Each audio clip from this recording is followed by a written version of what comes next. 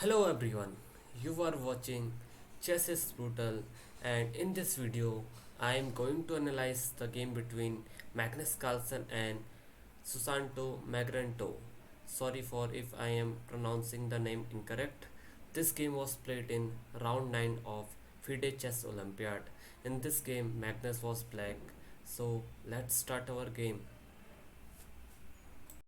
The game starts with the move d4, knight f6, knight f3, e6 and c4, anti-nimjo Indian defense. And in this position Magnus gives a check by bishop b4, white blocks the check and Magnus pushes a pawn to a5, and after this Susanto played a3, asking Magnus to retreat his bishop or take his bishop, and in this position Magnus exchanged the bishop, and after this Magnus pushed d6, and after d6 Susanto played e3, which is the best move in this position, and Magnus goes for queen e7.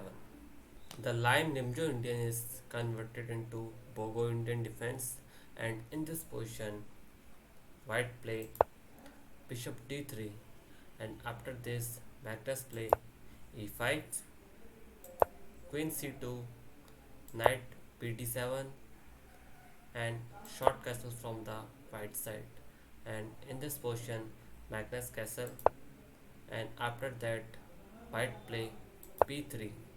In this position Magnus play rook e8, e4 and knight f8, rook fe1, and Magnus goes for bishop g4, and white play d5, closing the center.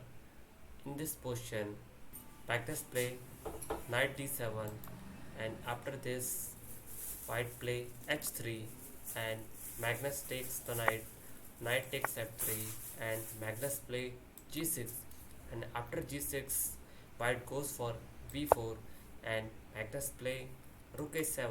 The idea of rook a7 is doubling the rook on the a file. After that white play knight d2, and Magnus go for rook e8, and in this position white play knight b3.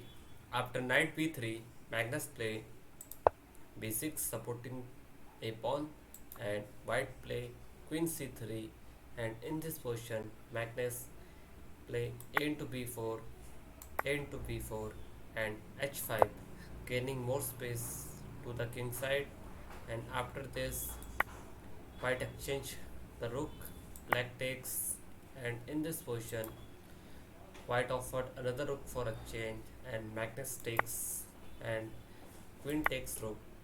After this Magnus play queen d8. After queen d8 white play knight d2, and Magnus play h4, gaining more space to the king side, and white play bishop e2. The idea of bishop e2 is putting the bishop on this diagonal and exchanging with this knight or this knight, because bishop is not doing too much on this diagonal. And after this Magnus play king g7, improving his king's position, queen a3, knight h7 and bishop g4, and in this position Magnus did not exchange his knight with that bishop and play knight f6, and after knight f6 white play bishop d1, rerouting his bishop again to this diagonal, and after that Magnus goes for knight g5. As you can see that this pawn is attacked twice by the knights, so white has to defend this pawn. The best move in this position is bishop c2, but white play queen e3, and Magnus play queen a8, king f1, queen a1 and king e1, and in this position Magnus play knight h7, and white play c5, and after c5 Magnus play knight h5, and white play g3. g3 is a blunder, and after that in this position Magnus find the best move in this position by playing h into g3, f into g3 and b5 by Magnus. The idea of b5 is totally locking the queen side, and in this position white play queen d3, and after queen d3 Magnus play knight f6.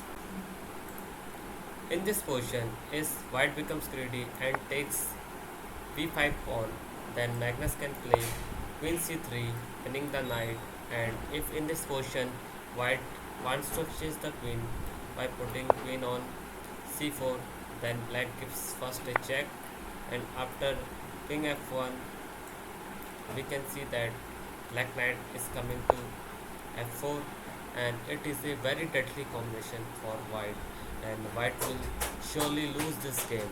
So in this position when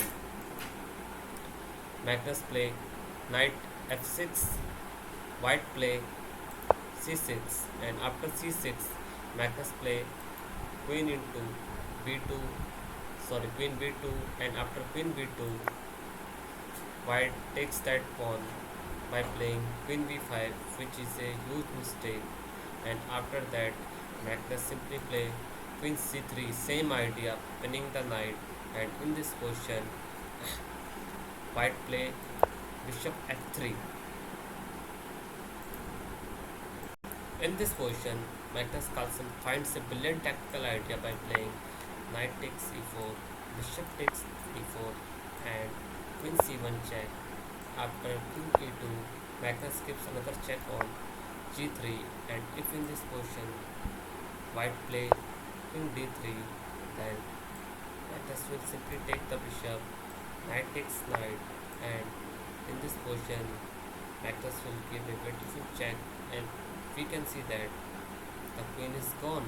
So in this position when Magnus Carlsen gives check by the knight, white play king f2, and after king f2 Magnus gives another check, king takes knight, and after king 6 knight Magnus gives another check on f4, and white play king g2, queen takes f4, bishop check, and after that king f2 by white, queen c2 check by Magnus, king e1, and finally Magnus Carlsen pushes his e pawn to e4, and after e4 white play king f1, and Magnus Carlsen gives a check on d1, and in this position Susanto designs the game because e pawn is going to make the queen. Hope you enjoy this analysis, and thanks for watching this video. Thank you.